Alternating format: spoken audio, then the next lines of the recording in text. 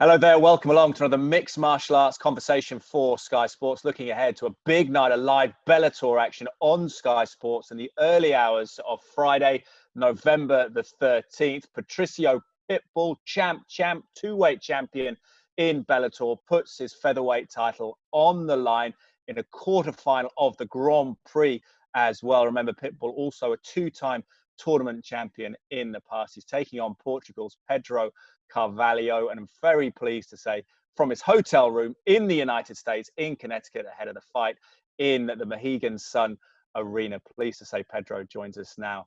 Pedro, great to speak to you here at Sky Sports. How are you? I'm great. Thank you for having me. It's an honor. Fantastic. You're in the States now then. How's the process been of flying over and going through quarantine? Yeah, it's been, it is what it is. I came a bit early, so my sleep time is right, from the difference of time. So it's okay, Like I always say, we have to try to find solution, not excuses. And we are on different times now with this COVID thing, and it is what it is. You have to take these measures, and there's no problem about it. Yeah, because getting the sleep is important, though, isn't it? Getting rested ahead of the fight for you with the jet lag. Yeah, 100%. The rest, the sleep, it's as important as the train itself. You know what I mean? Because that's what gonna gives you that freshness, their recovery, and only when you are fresh and recovery, you are able to perform at your best. If you are tired, you won't be able to do nothing. So rest is as important as training. So that's why I make sure that all the corners are well covered, and that was one of them. Yeah, you need to be clear-headed, I suppose, don't you? In the fight, a fight of this magnitude against this kind of opponent, you need to make the decisions need to be right. Yeah, like I take every opponent the same way. I'm there to prove that I'm the best in the world. Doesn't matter who is the guy in front of me. And a guy that is the best in the world is not only fighting; he has to take care of every single detail, to everything be perfect. And that this is the case. Every time I fight in the States, I make sure that I come early, that everything is right, my weight is right, and everything goes perfect and as planned. And thank God, everything is going well. My weight is great. I'm fresh. To be honest, not only I'm in the best shape of my life. I know this is a bit cliche, but it is the truth. Not only I'm in the best shape of my life, my weight is perfect. I could make weight today. So, and I never felt this fresh on fight week. So everything is set to me become world champion. That's fantastic. Fantastic to hear you're in such good shape. How has that been affected by training under John Kavanagh, the professional aspect of it, not just your skill set, but your approach to the fight day? Has that been all part of training at the Straight Blast Gym? Yeah, like my approach to me being the best, it's with me since day one. That's why I moved to Ireland. That's why I moved to SBG to train with John Kavanagh, because if I wanted to pursue my dream of me being the best in the world, proving that I'm the best in the world, I had to make changes. I had to, because in Portugal, unfortunately, we don't have conditionings. We don't have nothing there to do something with MMA, unfortunately. So yeah, that's why I made the decision. Me and my girlfriend back in 2017, we made a decision to go to Ireland and live in Ireland, so I can be there every single day, train with the best, learn from the best, and become the best. And I think the results are pretty clear. I have 6 fights already with SBG. I have 6 wins, and I'm about to become world champion. So the results are pretty visible. Yeah, 5-3 record before you enter SBG, as you say, 6-0 since then. What has been the key ingredient that maybe John Kavanagh, the SBG, given you? Is it focusing on your strengths? Is it working on your weaknesses? What's been the step up? It's just so many things. I think the main thing, the first main thing, has to come from you. Doesn't matter how many tools, how many good tools you have around you. If you don't know how to use them, you will do nothing. So the first step has to come from you. And then the thing is that when I arrived in Ireland, I saw me surrounded by so many great minds of this game. You know, John Kavanagh, the best MMA coach in the world. Sergey Pikulski, he's the best wrestling coach in the world in the process of MMA. And then my striking coach, David Jones and Grammy Doll. You know, I'm surrounded by so many people that want this as much as me, and they take care of these details with as much importance as I given to them. So I think that's the main thing. It's like this. It's not only a team. It's not only a big team. It's like a big family, you know. And that's the thing that I love the most, you know. And the fact that, you know, in the mats are always full of killers, and the fact that I'm in a mat full of people that want this as much as me. You know, you're gonna improve. You're just gonna improve because you're gonna take every single day the best out of each other. And that's how you create a winner circle, and that's how you get it. That's how you get step by step. You know, it's just like you put a little brick here, a little brick there, but on the end of some time you have a wall, and that's how you create your bases. And that's I think that's why I'm so much better since I came to SPG, because that's so many aspects that I start to train for the first time. You know, I never trained wrestling before I came to SPG. I started to go in deeper to jiu-jitsu when I came to SVG, and then having my own, you know, striking coaches and everything, all that. It just like, you know, I never had that, and suddenly I had, and that's but the only thing that I brought was my will of working hard, and my belief, attitude, and my commitment, you know, and you know, the rest is almost automatically. Yeah, it's amazing that the stable they've got there of different types of fighters. When they look at all you guys, do they give you all the same training in terms of the disciplines, or do they focus on what might be your strengths? Say Conor's striking, or James Gallagher, what he can do with submissions. Do they look at that, or do you all get the same array of skill training? No. That's up to you. That's really up to you. Like I say, you have SVG, and inside FCG you have all the tools available. That is your coaches, and then you are the one that decide what you want to focus more. We have our MMA team sessions. There, it's focused on MMA generally, and then after that sessions that are normally on the morning. On the rest of the day, you spend the rest of the day with who you want and how you want, you know. So your, like I say, your improvements is gonna be always up to you, and what you're gonna improve and what kind of fighter you're gonna be. It's always gonna up to you, and that's the thing that I also love the most in John. It just gives you that freedom to be who you want to be, and not like this image of this gym has this image, you have to be like that because this is how it works. And no, because the same thing doesn't work with other people, you know. I can do one thing that looks crazy but works with me, but this same thing won't work with anyone else, you know. And this is how the fight game is. So the fact that John, and like I've said, that's why he is the best, it gives us this freedom. It just gives us so much space to improve so many things because we are free to decide, and that's pretty much it. Do you think the fact you had to move from Portugal, I know it was almost a 2-year process, you had to earn money to get over to Ireland, did it give you extra motivation, extra hunger, do you think, that drives you still today to make that decision, and the commitment you had to make versus perhaps if you'd been born a mile down the road from the gym in Dublin? Motivated, I won't say, because I consider myself self-motivated. You know, my only and main motivation is me being the best and prove that I'm the best, and that's more than enough to me to grinding from Monday to Monday, no matter what. But without a doubt, all these, you know, changing country, stay away from my family, start a new life in a new country that I don't know, and then have to search for a job, and then train work and fight at the same time. And then was the situation of my son. My son got born, and my girlfriend and my son, for the first 18 months of the life of my son, they were in Portugal while I was in Ireland living alone. And it was the 18 months more tougher of my life. What I would say that I will get from all that is mental toughness.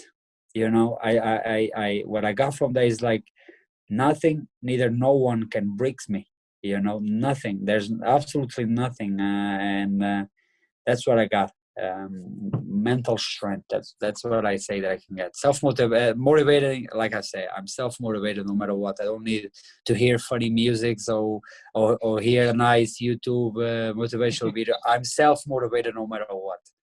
Well, that's good to hear. That, as you say, that is tough to be away from your son for his first 18 months. Has that been a positive of the pandemic? I know you had the frustration of the fight initially against Pitbull being cancelled on the day, but then I understand you've had a chance to spend time with your girlfriend and your son over this period. In Portugal as well, yeah. Yeah, in Portugal. Yeah. Now we are living in Ireland since January this year. So it was fun because the first time me and Patricio were supposed to fight and got cancelled. That was the first camp that I did with my son living with me. And but after that with all the pandemic was good. And like I say, everything that happens bad in my life, I always try to focus in turning into positive. And all these canceling fight and COVID situation, I turn up in one of the best positives in my life. There was, because MMA, you know, takes so much out of me, and I focus so much on MMA that most of the times my family kind of gets in second plan. I don't give them the attention that sometimes they need or they deserve. And for the first time I had the opportunity to have to put my family on first place, or in other sense of my attention, and leave the training for second place. And it was amazing because I could spend, like, we were locked in, so we have to stay home, but I could spend like 3 good months with my son and my girlfriend, of course. And it was good. It was a blast. And I can tell that it was one of the biggest, all this negative thing about COVID, it was one of the most positives I ever had. That's fantastic. Well, it's good to hear. And they do grow up so fast, so it's nice to have that time. Now, with Pitbull, there's been a bit of back and forth with him, the reigning champion, on social media and in person. Do you feel it's a personal fight? He's also been very generous in his praise about you. He's called you a tough fighter as well, and I think he respects what you do in the cage. How do you feel about it? Is there a personal beef between you? Not from me, but I don't know. We just, because of this Twitter, social media thing, the only thing that I found it's funny. For me, it's funny, but I never take it personal. In the process of this game, I'm cold-blooded, and I just want to be there, locked, and show what's up. And then there's no more Twitter, no more social media, no more nothing. But at the same time, all this rivalry thing, it's been good because it created a way bigger interest in this fight. You know, I think from him and from me, like in Portugal, this is the biggest fight ever. You know, everyone is buzzing about this, and I believe that from him, from his fans, no one wanted to see so much a fight, you know, because this Portugal versus Brazil thing got created, kind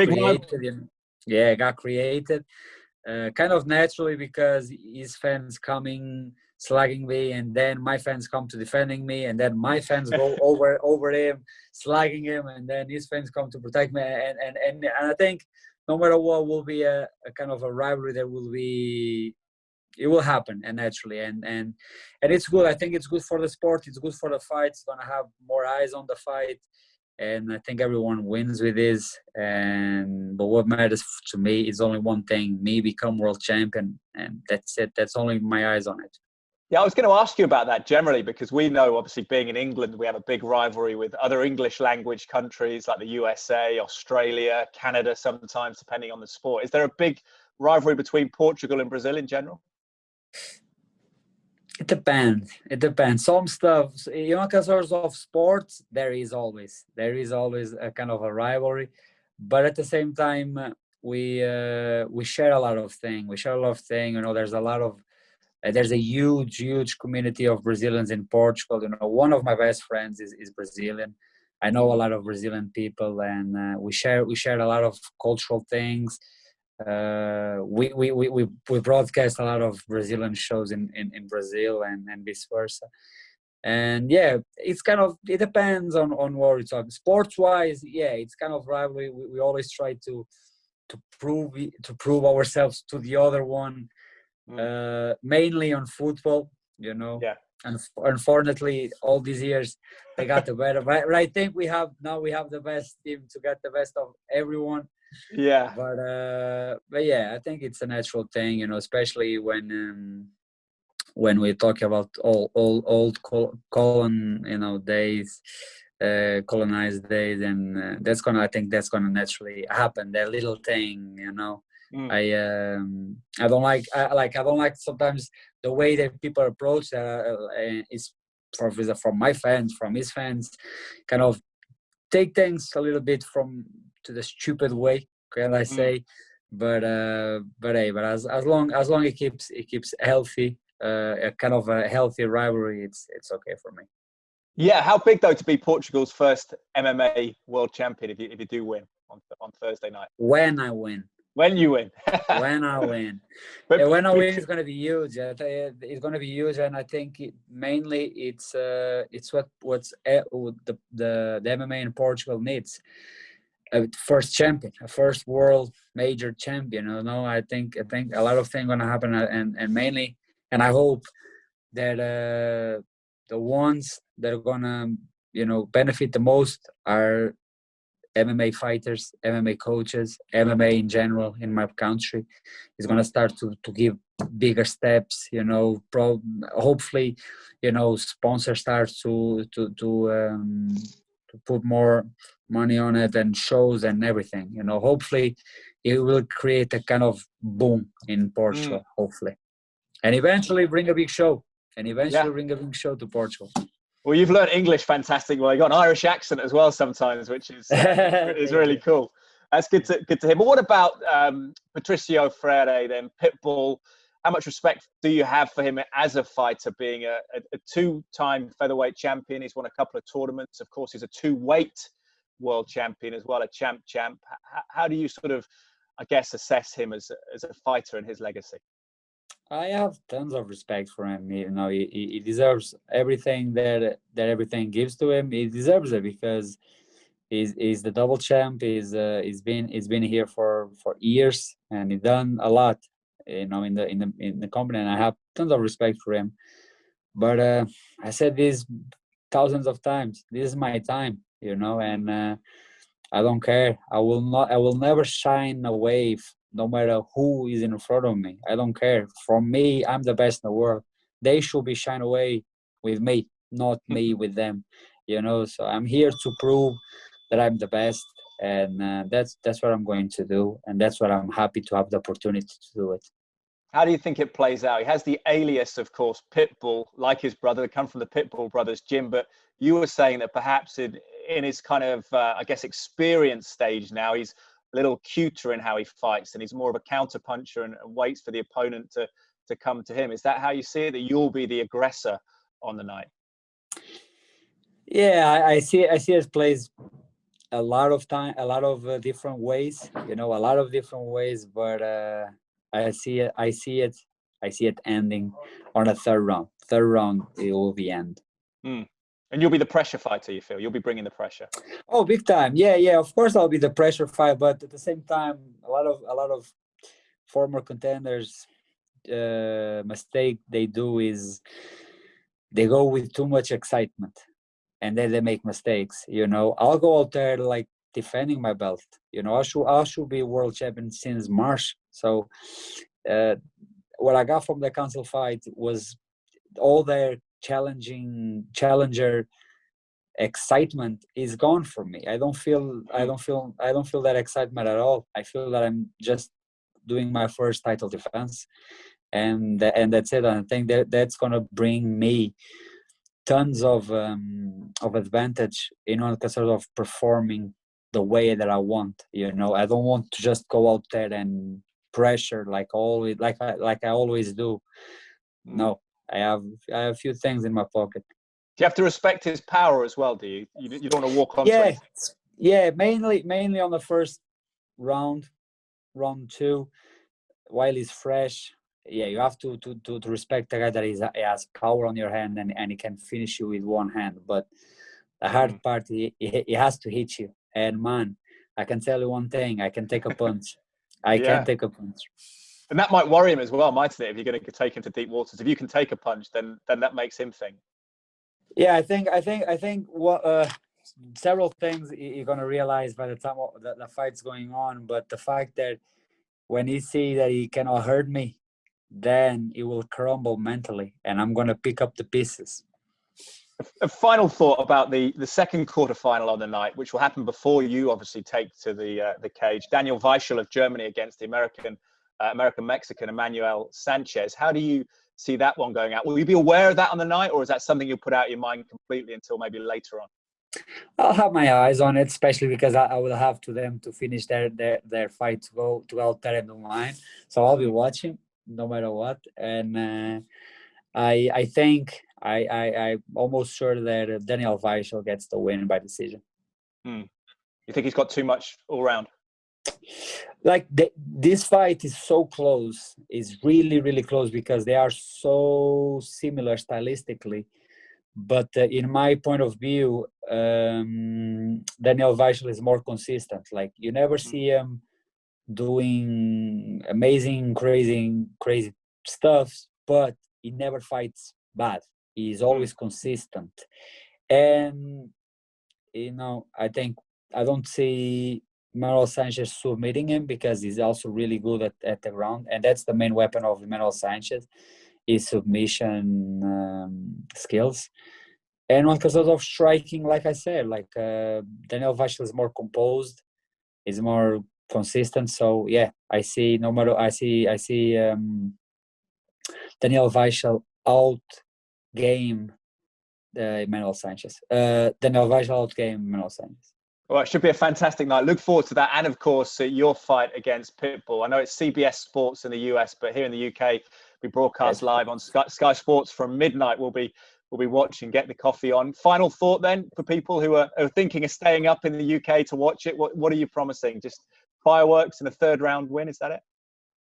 What I promise is an absolutely exciting fight. I never had a boring fight, so I can proudly say that. And this one won't be different. A new world champion and a 3-round stoppage. Pedro Carvalho, well, wish you the best of luck. Thank you very much for your time. Really appreciate it. Thank you for having me. Appreciate that. Well, fantastic to speak to Pedro Carvalho. Full of confidence, wasn't he? There ahead of that match against the champ Patricio Pitbull Freire. Early hours of the morning on Friday, the 13th of November on Sky Sports. Thank you for watching. For more MMA content, head to Sky Sports website. We'll be back again soon. Bye for now.